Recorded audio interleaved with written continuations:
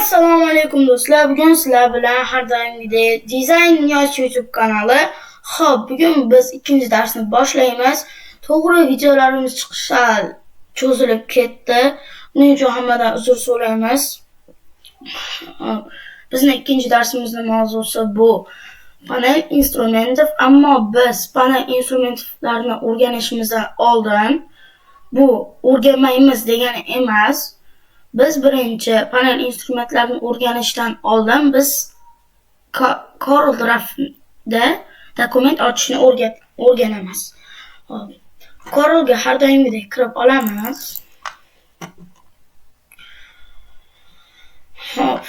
Ko'rishingiz mumkin, aynan biz YouTube kanalimizda hozircha ba'zi qiziq videolar va Corel haqida ikki xil ajoyib narsalar bor. Meni yaqinda shularni qilib ko'rdim. Yangi dokument ochish. Yangi dokument ochish uchun biz Sozda dokumentga bosamiz. Bosganimizda bizda sozdание dokumentni настройкасы chiqib keladi. Imya bu ismi. Xohlasangiz ismini oldin bering, xohlasangiz keyin berishingiz mumkin. Zagotovka. Bu настройкада turadi. Количество страниц. Bu varaqlarni soni. Bizda hozir bitta turibdi. Bitta degani bu bir dona varaq turadi xolos. Ikkita qilsak, ikkita varaq chiqadi. Endi просмотр страницы. Varaqning ko'rinishi bizda bir dona o'sha biz ishlab turgan varaqimiz ko'rinib turadi xolos. Buni shunday qilib qo'ysak, bizga boshqa varaqlar ham ko'rinib turadi. Rejim основного цвета. Ranglarni настройкасы desak ham bo'ladi. Smik. Biz ekran uchun smik bu chiqarish yoki ekran uchun, RGB esa chiqarish uchun.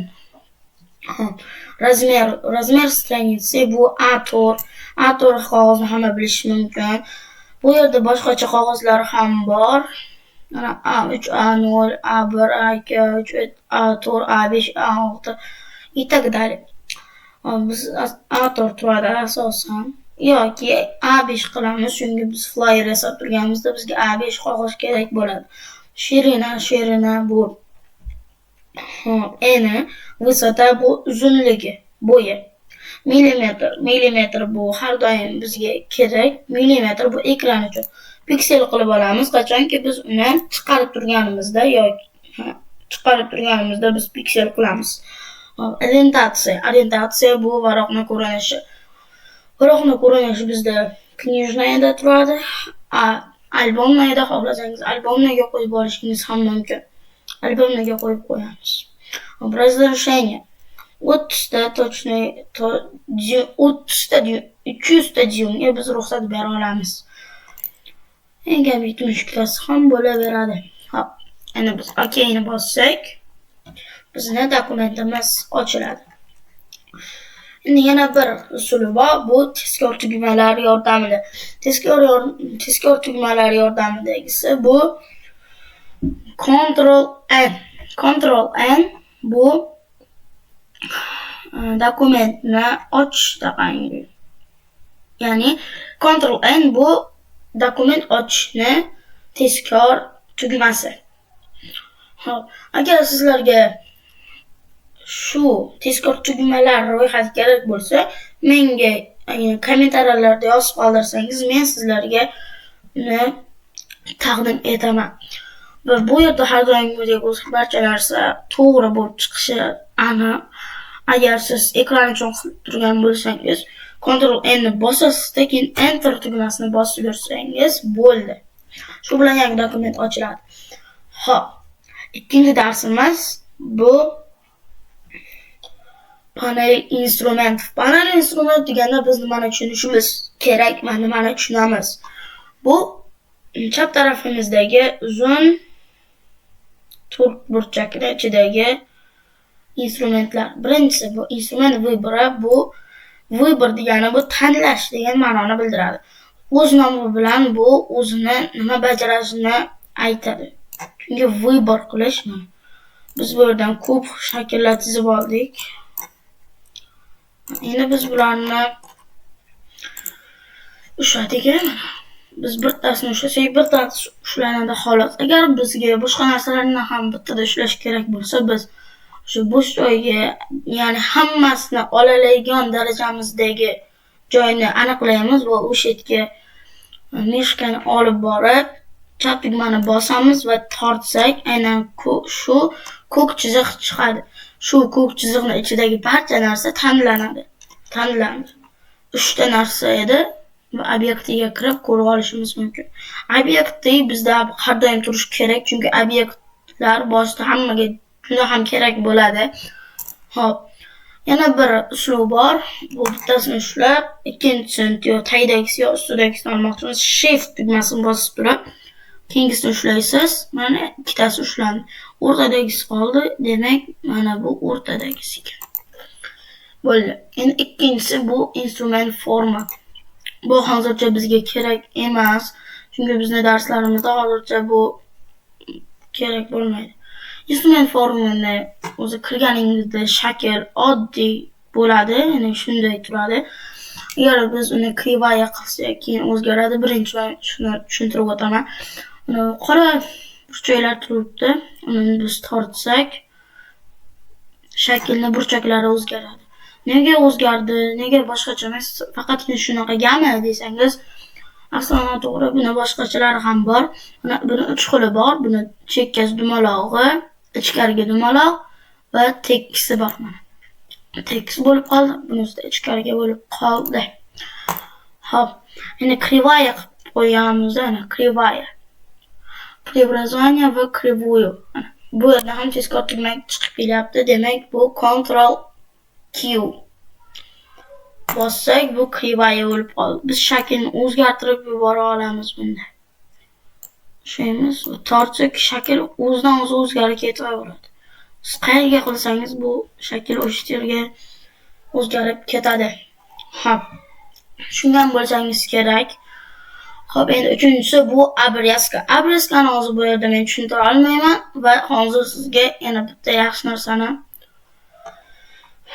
sizlarga tushunarli bo'lishi uchun sizga rasmni olib, o'shani ko'rsatib beraman.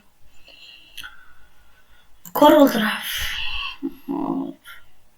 Mana buni olamiz. Mana. Buni qo'ydik. Rasm qo'ydik. Rasm qo'yganimizdan keyin biz buni qilishimiz uchun bizga yonlari ortiqcha. Shuning uchun biz obrazkani olib, bizga kerakli bo'lgan joyini kesib olamiz. Obrazkani bosib, obrazka bo'ladi. Agar siz obrazka qildingiz, ammo sizga bu yoqmadi. Chunki aytishsiz xorsiz bo'ldi. Bu kesilmaydi degani. Endi obrazkani ustiga bosib tursangiz, nosh instrument chiqgan. Nosh bu xohlagan joyingizdan kesib qo'yadi. Nosh, mana nosh. Bu yerdan biz qildik. Shu chap tugmani bosib turib, bu yerga tortyapman. Hozir bo'laman. Nega? Chunki biz rasmni ichkarisidan qildik. O'z yo'liga bordim va buni o'z yo'liga olib kelib qo'yib yubordim. Ana endi qarashingiz bu yerda ikkita obyekt bo'lib qoldi. Endi bu bitta rasm bo'lgan bo'lsa, endi ikkita rasm bo'lib qoldi. Mana. Ko'rishingiz mumkin. Endi bu yerda ikkita rasm. Hop. Endi uchinchisi bu masshtab. Bu sizlarga yaqinlashtirish uchun yordam beradi. Biz qayerni tanlasak, bizga o'shatni yaqinlashtirib beradi. Hop. To'rtinchisi. Bu свободная форма. Bu yerni bosib tursak, bizda do'xot liniya, krivaya bezya, pero va Bu yerda bizga bittasi kerak bo'ladi. Bu ham pero. Pero hozircha sizlarga kerak emas, lekin men sizlarga tushuntirib qo'yishim kerak. Bu shakllarni to'g'ri chizish uchun yordam beradi. Bizga bu yerdan bu yerga olib kelish uchun biz o'zimiz shakl yasaymiz demoqchiman. Xo'p. Bo'ldi. Pero tushunarli bo'lgan bo'lsa, hammaga rahmat. Agar sizlarga tushunarli bo'lmadi desangiz, kommentariyada yozib qoldiring va men ikkinchi qismni qo'yaman. Aynan unda biz sizga peroni o'rgatamiz. Xo'p. Uchinchisi bu художественное оформление. Художественное оформление bu juda ham oson desam ham bo'ladi. Bunda oddiygina chizib qo'yasiz va bu mana bu yerdagi chizishni mazok zagotovkini o'xshatib chizib beradi. Burada har xil zagotovkalar bor mana. Biz hozir buni o'xshaydi, xuddi shuna bo'ladi. Xo'p, endi biz eng asosiy shakllarimizga yetib keldi. Bu прямоугольник. Прямоугольник biz chap tugmani bosib turib chizamiz. Bizga agar to'g'ri burchak bo'lsa, biz uni chiqarishimiz mumkin. Kvadrat uchun